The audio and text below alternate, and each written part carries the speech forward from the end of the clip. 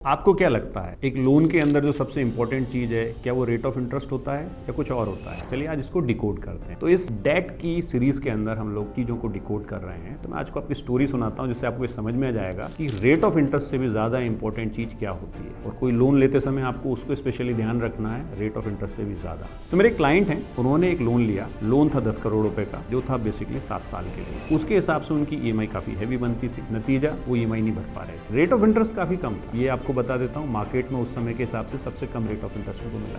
But problem ये थी कि रेट ऑफ इंटरेस्ट के चक्कर में उन्होंने लोन तो ले लिया, बट जब ईएमआई नहीं भराई, क्योंकि बिजनेस है और बिजनेस में अच्छा साइकिल और बुरा साइकिल दोनों आते हैं। उन्होंने अच्छे साइकिल के हिसाब से सोच के लिया था, जब बुरा साइकिल आया तो वो उसको पे नहीं कर पाए। तो जो रेट ऑफ इंटरेस्ट से भी ज्यादा इंपॉर्टेंट एलिमेंट होता है वो होता है आपका रीपेमेंट कैपेसिटी। और आपका रीपेमेंट कैपेसिटी कहाँ से पता चलेगा? वो आपको पता चलेगा आपके कैश साइकिल से। और ये कैश साइकिल क्या होता है, कैश फ्लो क्या होता है? ये होता है बेसिकली जिस दिन आपने अपनी फैक्ट्री में या अपने किसी भी काम के अंदर किसी भी गुड्स या सर्विस के लिए पेमेंट किया, और उसके बाद जिस दिन आप अपने कस्टमर से पेमेंट लेते हैं, उस टाइम फ्रेम को वर्किंग कैपिटल साइकिल बोलते हैं। कितने दिन का है? अच्छे दिनों का और बुरे दिनों का एवरेज आउट करके जो नंबर आता है वो आपका एवरेज होता है। फॉर एग्जाम्पल, गुड डेज में आपका पेमेंट 15 दिन में आ जाता है और बैड डेज में आपका पेमेंट 1 महीने में आता है। तो 15 + 30 45 डिवाइडेड बाय 2 जो नंबर आया वो आपका एवरेज वर्किंग कैपिटल साइकिल। तो ये वो नंबर है जो आपको ये बताएगा कि आपके पास हर महीने कितना कैश आता है और कितना जाता है। इसके आधार पर आपको अपने सारे खर्चे निकालने के बाद ईएमआई का पैसा निकालना चाहिए। उदाहरण के लिए,